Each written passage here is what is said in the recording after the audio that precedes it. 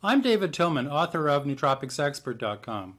And in this video, I'm going to share with you what I know about Kava as a nootropic.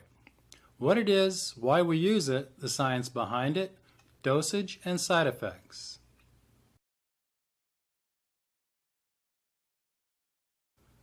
Kava is a herb that's native to the South Pacific Islands.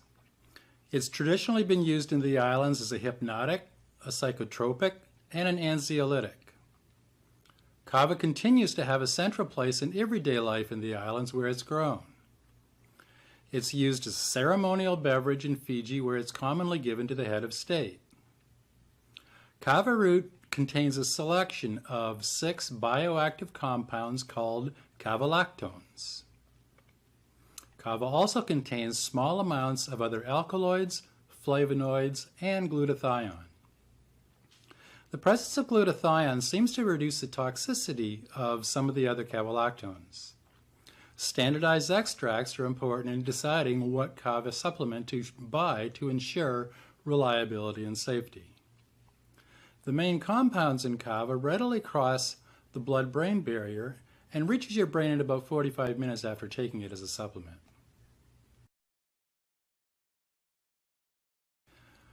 Kava boosts brain health and function in primarily 2 main ways. First, Kava boosts cognition.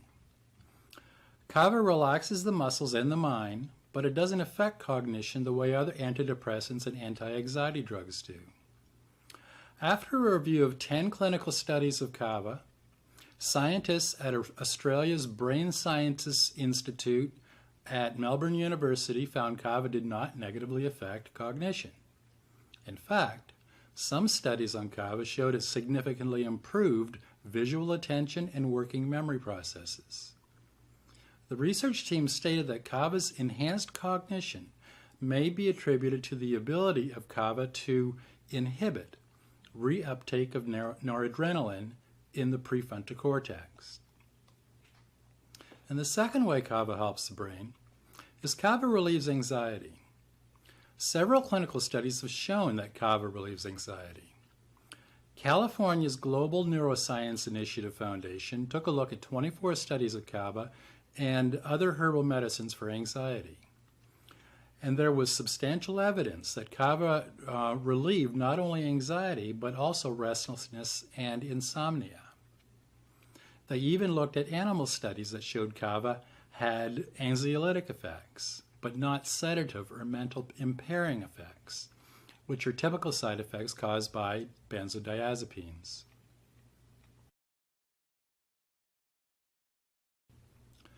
Kava has a long and proven record of medicinal therapeutic value. Much of the clinical evidence supports the use of Kava in the treatment of anxiety.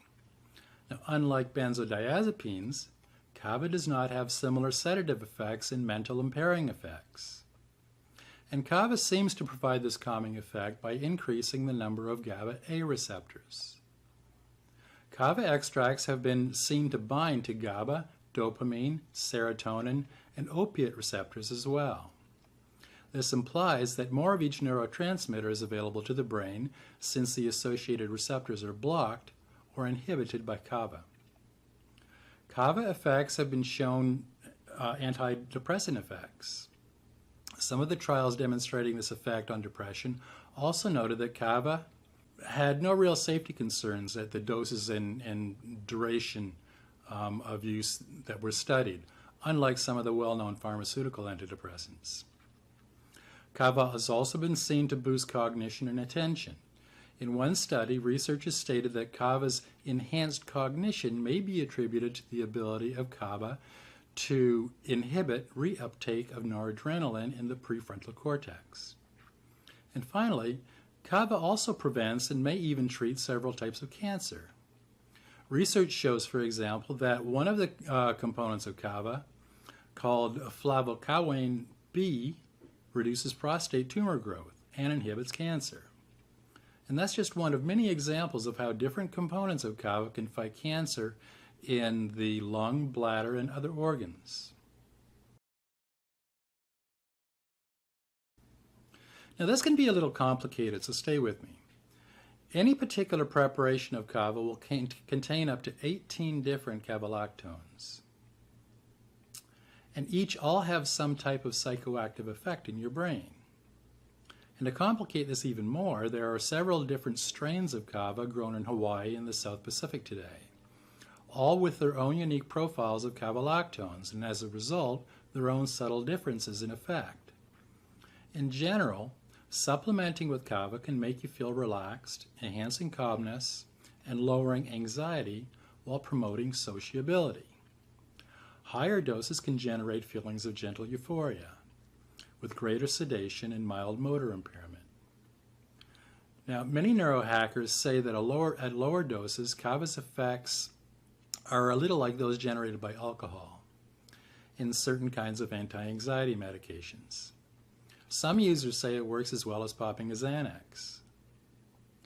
Now, you should experience an increase in feeling in focus and a sense of calm. And even though kava works well as a sleep aid, taking it during the day shouldn't make you feel drowsy. Now, to check out more of the research on kava, go to nootropicsexpert.com and just search in the search bar for kava. It'll take you to the transcript of this video, and I've got links through to how kava was shown in the research lab as for use for anti-anxiety therapy, and other research with links through to how kava enhances cognitive performance. Kava extracts are made with a variety of different strengths and from different source plant materials, so it's difficult to recommend exact dosages. Fortunately, kava is relatively forgiving as far as dose is concerned. So taking 2 to 3 times the recommended dose of an extract shouldn't cause any issues. Some neurohackers claim that extracts are just not strong enough, and that the only way to get the full effect of kava is to use ground kava root, which can be found at some natural food stores. But make sure it smells fresh, and it should have a relatively strong smell to it. Fresh powder is used to make cold tea by making a cold water extraction. Fresh powder is soaked in water for 15 to 20 minutes or more, stirring and shaking occasionally. And then you can strain out the powder if you like. If you want to go the capsule route, look for a kava extract called WS-1490. For anxiety and other cognitive issues, use 300 milligrams of this extract daily, preferably split into 3 100 milligram doses. 1 dose in the morning, 1 early afternoon, and the last one in the evening. You can also choose a kava extract supplement with 250 milligrams of total cavalactones. Now, you can use this multiple times throughout the day. If you use it only once, take it just prior to sleep.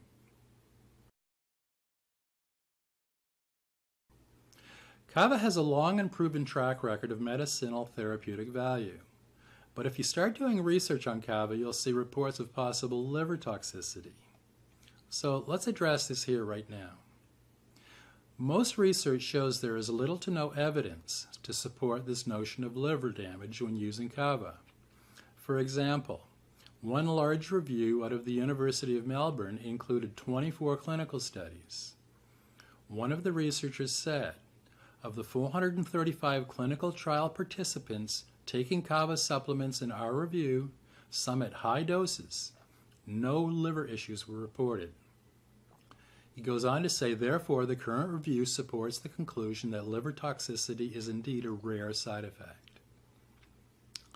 For most of the history of the kava industry, it's been harvested and prepared by native Pacific Islanders. Roots are stored in bulk after harvest, and they could develop mold and acquire other contaminants. Now, increasingly, many kava suppliers harvest and process their kava using international manufacturing standards such as ISO and GMP and others. And because of restrictions by first world countries, especially the European Union, on the importation of raw ingredients, these protocols are now even stricter. So when selecting a kava product, make sure the manufacturer is adhering to good manufacturing practices. Long-term heavy and consistent consumption of kava could cause a scaly skin rash called dermopathy. This is reversible when Kava use stops. And finally, Kava should not be mixed with prescription drugs. Don't use Kava if you're pregnant or breastfeeding. Kava use may make you unable to drive, similar to alcohol. And don't use Kava if you have liver problems, just to be on the safe side. And avoiding combining Kava with Xanax, clonazepam, lorazepam, phenobarbital, and Ambien.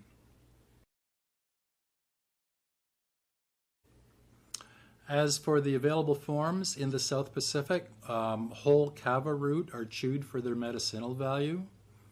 Kava is also available in liquid form, as tinctures, and standardized extracts, as well as in capsules and tablets. So my nootropics expert recommendation for Kava extract is 250 to 500 milligrams a day. And that's my report on Kava. If you want to see links to the studies I talk about, go to nootropicsexpert.com and search for Kava, or click on the link down below this video. There you'll find a full transcript of this video. And you'll find dozens of articles on all the well-known nootropics over on Nootropics Expert. If you have any questions, or you want to share your experience using Kava, please use the comment section at the bottom of the post over on Nootropics Expert. I respond to comments and questions at Nootropics Expert usually the same day. If you want to see more videos on all the best nootropics used today, subscribe to this channel before you leave. I'll be putting up new videos on nootropics and optimizing your brain every week. I'm David Toman, author of Nootropics Expert.